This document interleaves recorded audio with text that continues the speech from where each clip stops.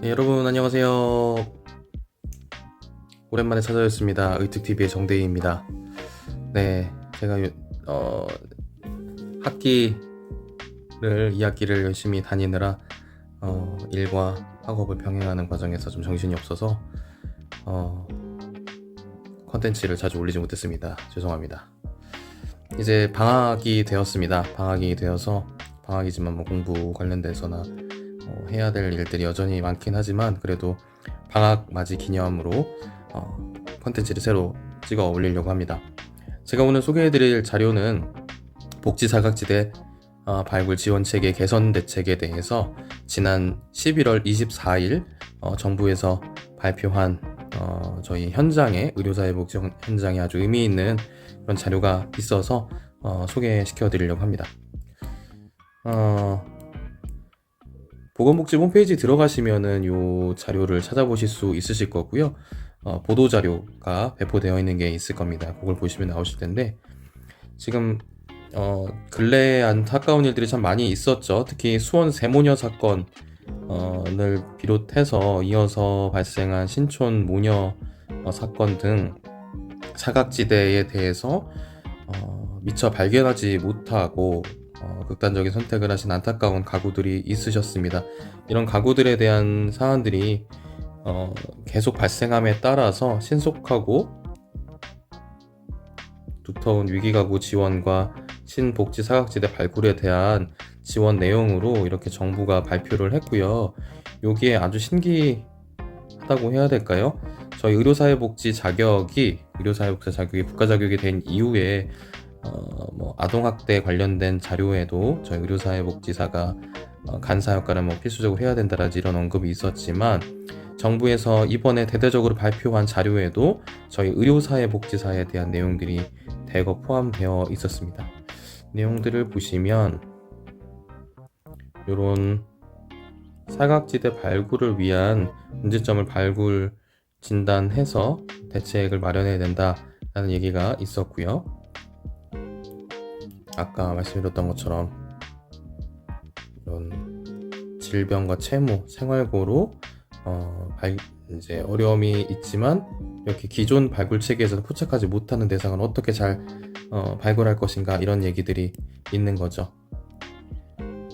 여기에 있어서 내용을 보시면 여기 나오네요.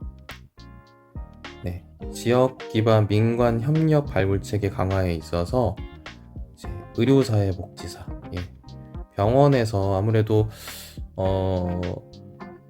경제적으로 어려우시더라도 몸이 아프시다 보면 의료 이용은 꼭 해야 되는 상황들이 오실 수 있으시잖아요. 그래서 병원을 이용하는 위기 가구 중에서 이제 수원 세모녀에서도 그렇고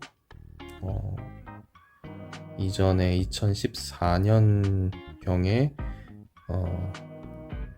또 세모녀 사건이 좀 있었죠.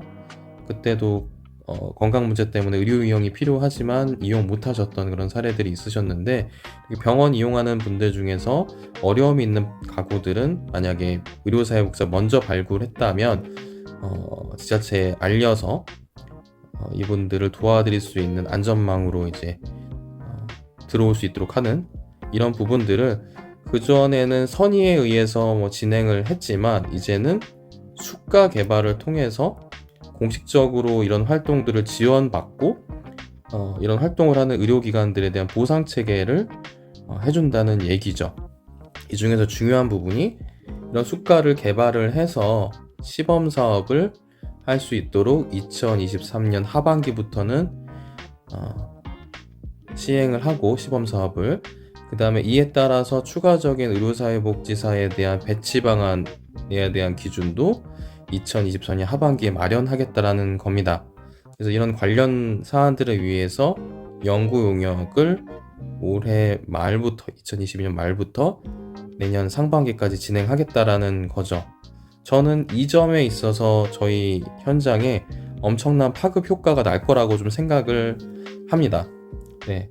왜냐면 그전에는 의료법 시행 규칙상에 종합병원에 한 명 이상의 사회복지사를 둬야 된다 이렇게 되어 있었죠. 이게 사회복지사고 의료사회복지사가 아닙니다.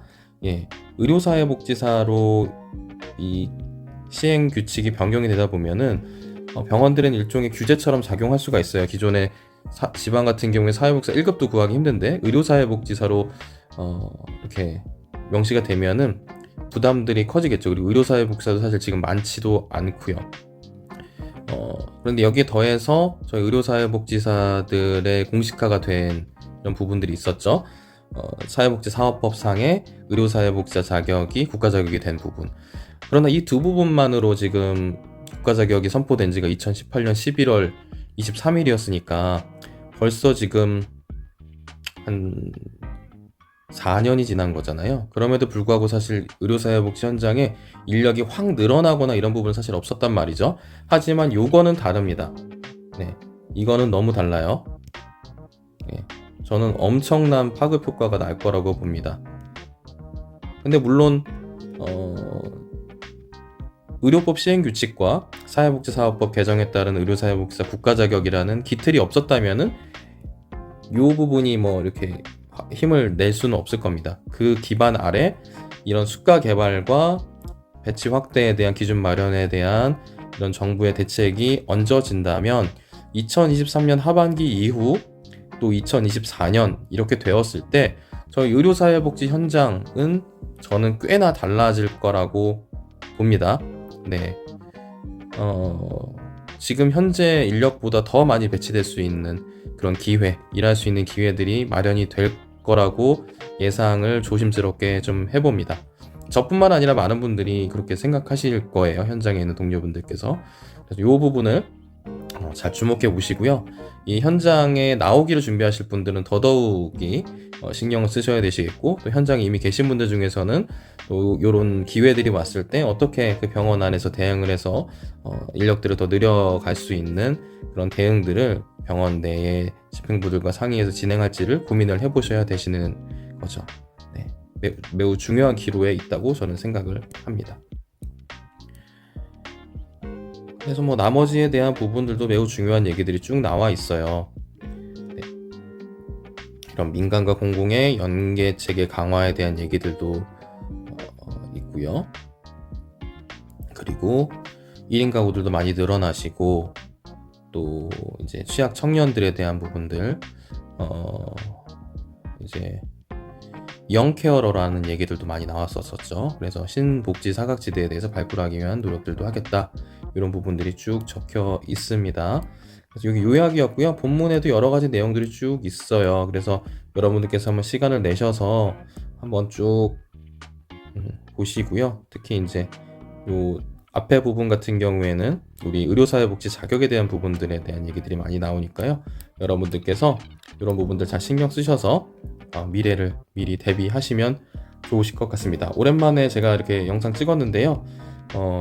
되게 의미 있는 그런 정부의 대책이 저희 의료사회복지 현장과 같이 콜라보를 해서 기대하는 바를 꼭 달성할 수 있으면 좋겠고, 그런 환경 속에서 취약계층에 대한 건강 회복의 기회도 저희가 더 잘 제공해 드릴 수 있고, 의료사회복지사들도 여러 동료들과 함께 더 힘내서 잘 일할 수 있는 그런 환경이 마련되기를 기대해 봅니다. 오늘 오랜만에 찍었는데 여기까지 좀 찍겠습니다. 자세한 부분 한번 꼭 보도자료 보건복지부 홈페이지에 들어가셔서 한번 보시고 한번 리뷰해 보시면 좋으실 것 같습니다. 오늘 여기까지 할게요. 안녕.